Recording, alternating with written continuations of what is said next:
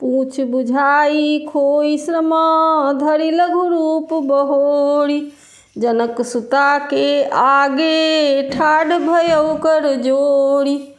पूछ बुझाकर थकावट दूर करके और फिर छोटा सा रूप धारण कर हनुमान जी श्री जानकी जी के सामने हाथ जोड़कर जा खड़े हुए। मातु मोहि दीजे कछु चीन्हा, जैसे रघुनायक मोहि दीन्हा। चूड़ा मणि उतारी तब दयऊ, हर्ष समेत पवन सुत लयऊ। हनुमान जी ने कहा, हे माता, मुझे कोई चिन्ह दीजिए जैसे श्री रघुनाथ जी ने मुझे दिया था। तब सीता जी ने चूड़ामणि उतार कर दी। हनुमान जी ने उसको हर्षपूर्वक ले लिया। कहे उतात यस मोर प्रणामा, सब प्रकार प्रभु पूरन कामा। दीन दयाल बिरिद संभारी, हरहु नाथ मम संकट भारी। श्री जानकी जी ने कहा, हे तात, मेरा प्रणाम करना और इस प्रकार कहना, हे प्रभु, यद्यपि आप सब प्रकार से पूर्ण काम हैं, आपको किसी प्रकार की कामना नहीं है, तथापि दीनों पर दया करना आपका विरध है और मैं दीन हूँ। अतः उस विरध को याद करके हे नाथ, मेरे भारी संकट को दूर कीजिए। तात शक्र सुत कथा सुनायहु, बान प्रताप प्रभु ही समुझायहु। मास दिवस कहूँ नाथ न आवा, तो पुनि मोहि जियत नहीं पावा। हे तात, इंद्रपुत्र जयंत की कथा सुनाना और प्रभु को उनके बाण का प्रताप समझाना। यदि महीने भर में नाथ न आए तो फिर मुझे जीती नहीं पावेंगे। कहु कपि के ही विधि राखों प्राणा, तुम्हु तात कहत अब आना। तो ही देखी शीतल भई छाती, पुनि मोह कहूँ सोई दिन सोई राती। हे हनुमान, कहो मैं किस प्रकार प्राण रखूं। हे तात, तुम भी अब जाने को कह रहे हो। तुमको देखकर छाती ठंडी हुई थी, फिर मुझे वही दिन और वही रात।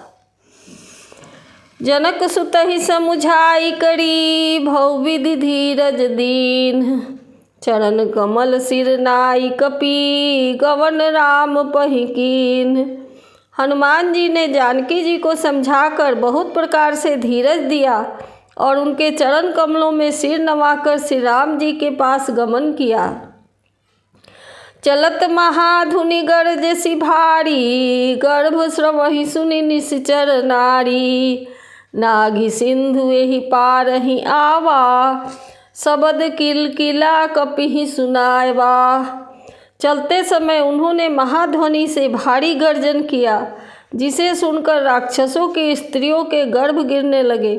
समुद्र लांघ कर वे इस पार आए और उन्होंने वानरों को किलकिला शब्द हर्ष ध्वनि सुनाया। हर्षे सब बिलो की हनुमाना, नूतन जन्म कपिन जब जाना। मुख प्रसन्न तन तेज बिराजा, कीन्हे श्री रामचंद्र कर काजा। हनुमान जी को देखकर सब हर्षित हो गए और तब वानरों ने अपना नया जन्म समझा। हनुमान जी का मुख प्रसन्न है और शरीर में तेज विराजमान है, जिससे उन्होंने समझ लिया कि ये श्री रामचंद्र जी का कार्य करके आए हैं। मिले सकल यति भये सुखारी, तलफत मीन पाव जिमि पारी। चले हरषि रघुनायक पासा, पूछत कहत नवल इतिहासा। सब हनुमान जी से मिले और बहुत ही सुखी हुए, जैसे तड़पती हुई मछली को जल मिल गया हो। सब हर्षित होकर नए नए इतिहास वृत्तांत पूछते कहते हुए श्री रघुनाथ जी के पास चले। तब मधुबन भीतर सब आए, अंगद सम्मत मधुफल खाए। रखवाले जब बरजन लागे, मुष्टि प्रहार हनत सब भागे। तब सब लोग मधुवन के भीतर आए और अंगद की सम्मति से सबने मधुर फल खाए। जब रखवाले बरजने लगे तब घूंसों की मार मारते ही सब रखवाले भाग गए। जाई पुकारे ते सब बन उजार जुबराज। सुनि सुग्रीव हरस कपि करियाए प्रभु काज। उन सब ने जाकर पुकारा कि युवराज अंगद वन उजार रहे हैं। यह सुनकर सुग्रीव हर्षित हुए कि वानर प्रभु का कार्य करके आए हैं। जो न होती सीता सुधि पाई, मधुबन के फल सकहि की खाई। एहि विधि मन विचार कर राजा, आई गए कपि सहित समाजा। यदि सीता जी की खबर न पाई होती तो क्या वे मधुबल के फल खा सकते थे। इस प्रकार राजा सुग्रीव मन में विचार कर ही रहे थे कि समाज सहित वानर आ गए। आई समनि नावा पद सीसा, मिलऊ सबनि अति प्रेम कपीसा। पूछी कुशल कुशल पद देखी, राम कृपा भा काज विसेखी। सबने आकर सुग्रीव के चरणों में सिर नवाया। कपिराज सुग्रीव सभी से बड़े प्रेम के साथ मिले। उन्होंने कुशल पूछी। तब वानरों ने उत्तर दिया, आपके चरणों के दर्शन से सब कुशल है। श्री राम जी की कृपा से विशेष कार्य हुआ, कार्य में विशेष सफलता मिली है। नाथ काज कीन्हेउ हनुमाना, राखे सकल कपिन के प्राणा।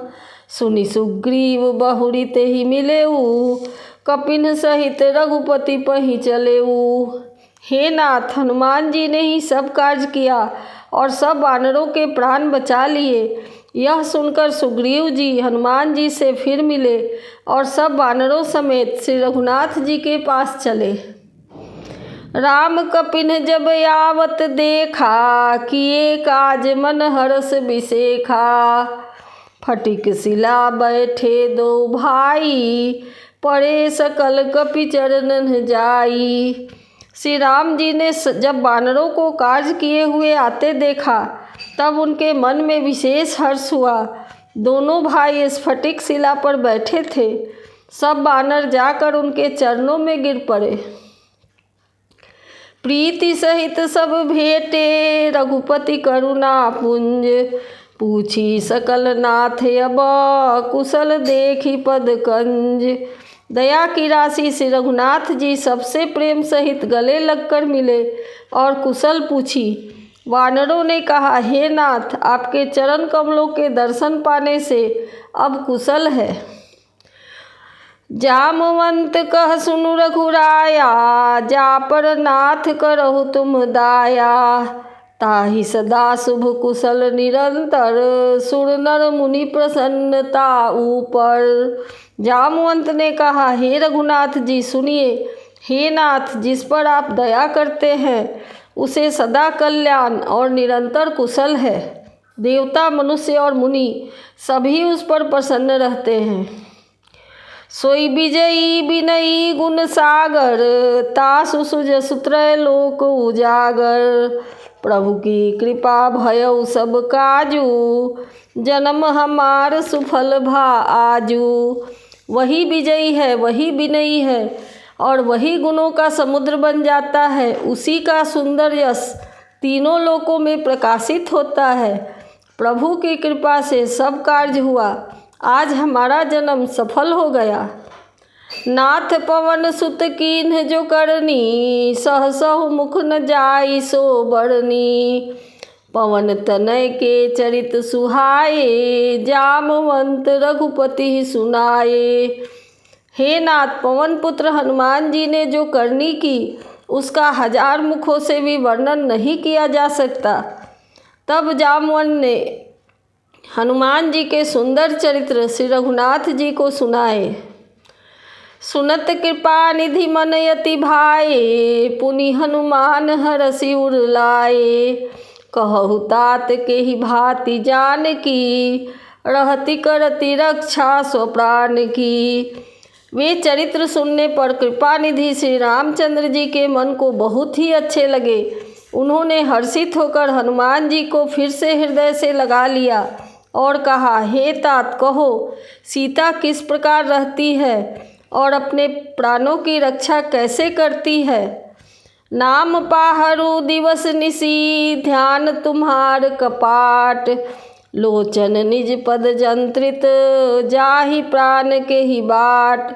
हनुमान जी ने कहा, उसका नाम रात दिन पहरा देने वाला है, आपका ध्यान ही किवाड़ है। नेत्रों को अपने चरणों में लगाए रहती है, यही ताला लगा है, फिर प्राण जाए तो किस मार्ग से।